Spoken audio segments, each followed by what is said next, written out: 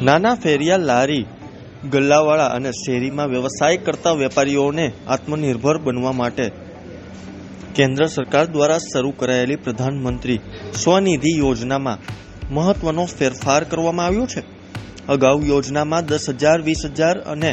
50,000 રૂપિયાની લોન મળતી હતી, જ્યારે હવે પ્રથમ અને બીજી લોનની મર્યાદા વધારીને અનુક્રમે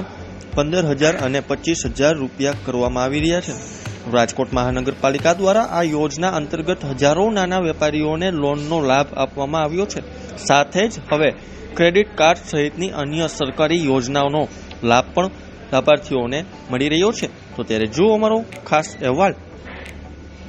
2019માં માનનીય પ્રધાનમંત્રી શ્રી દ્વારા પીએમ સ્વનિધિ યોજના કે જે ફેરી પ્રકારનો અથવા નાના પાયે જે વ્યવસાય કરતા હોય એ લાભાર્થીઓ માટે પ્રથમ લોન ₹10,000, બીજી લોન 20,000 અને ત્રીજી લોન છે એ 50,000ની માનનીય ભારત સરકાર શ્રી દ્વારા જાહેર કરવામાં આવેલ હતી। આ યોજનાનો લાભ જે છૂટાછવાયા ફેરી પ્રકારનો વ્યવસાય કરતા હોય, ઘરે બેઠા કોઈ બહેનો નાનો મોટો વ્યવસાય કરતા હોય, ભાઈઓ વ્યવસાય કરતા હોય, એ લોકોની રોજગારીમાં વધારો થાય અને ખાસ કરીને કોવિડમાં લગભગ બધા ઘરોમાં કોવિડની પરિસ્થિતિમાં રોજગારી ખૂબ નબળી પડી ગઈ હતી, ત્યારે સરકારશ્રી દ્વારા જે આ યોજના જાહેર કરવામાં આવી છે, આ યોજનામાં અત્યાર સુધીમાં જે 10,000ની લોન છે એ તાજેતરમાં ઓક્ટોબરમાં છે તો એ 15,000 જાહેર કરી, 20,000ની લોન છે એ 25,000 જાહેર કરી અને 50,000ની લોન ત્રીજો તબક્કો એ એઝ ઇટ ઇઝ સરકારશ્રી દ્વારા આપવામાં આવે છે। શરૂઆતમાં જ્યારે આ યોજના હતી તો એનું ટોટલી ઓનલાઈન એપ્લિકેશન કરવામાં આવતી હતી, એટલે ઓનલાઈન એપ્લિકેશનમાં શું થતું કે ફેરિયાઓ વારંવાર મોબાઈલ નંબર ચેન્જ કરતા હોય, એમની પાસે બેંક એકાઉન્ટ ન હોય, ત્યારે સરકારશ્રીનું એક આ એટલું મહત્વનું પગલું હતું કે ફેરિયાઓને બેંકમાં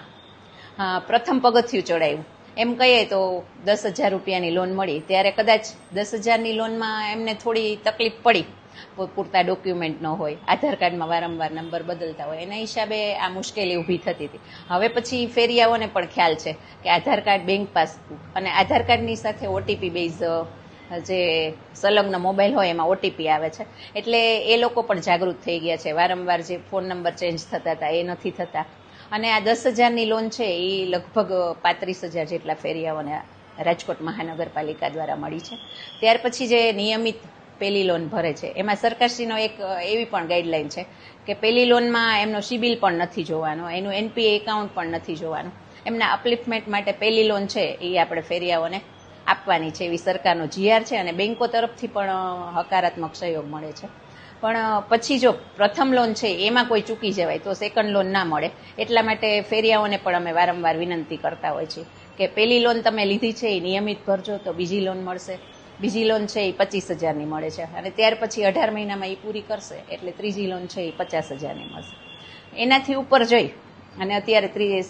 પ્રથમ લોન છે એ 35,000 ફેરિયાને મળી, સેકન્ડ લોન છે એ 14,600 જેટલા ફેરિયાઓને મળી ગઈ છે અને ત્રીજી લોન છે એ 4,700 સમથિંગ ફેરિયાઓને મળી ગઈ છે અને ત્યાર પછી હમણાં જે તાજેતરમાં 15,000, 25,000 ને 50,000 કરી, એની સાથે સાથે ભારત સરકાર શ્રી દ્વારા ક્રેડિટ કાર્ડની સુવિધા પણ ફેરિયાઓ માટે ઉપલબ્ધ કરાવી। એમાં આપણે 550 જેટલા રજીસ્ટર થઈ ગયા છે, 171 છે એનું સબમિશન થઈ ગયું છે અને 129 જેટલા જે ફેરિયાઓ છે એને ક્રેડિટ કાર્ડ છે ઇસ્યુ પણ થઈ ગયું છે। આ માટે માત્ર ફેરિયાઓ બેંકમાં જાય અને એમની લોન મંજૂર થાય એ પૂરતું પ્રોજેક્ટ શાખા સીમિત નથી રહેતી। દર અઠવાડિયે માનનીય કમિશનર સાહેબના માર્ગદર્શનમાં નાયબ કમિશનર સાહેબ છે, સહાયક કમિશનર સર છે, એ બેંકોના જે અગ્રીમ બેંકો હોય એમના એજીએમ હોય એમની સાથે મિટિંગો પણ કરતી હોય અને બેંકોને પણ આ નાના માણસો છે એના માટે પોઝિટિવ લઈ અને એમને ઓછા ધક્કાએ ઝડપથી લોન મળે એ માટે રાજકોટ મહાનગરપાલિકા અને બેંક પ્રયત્ન કરતી હોય છે।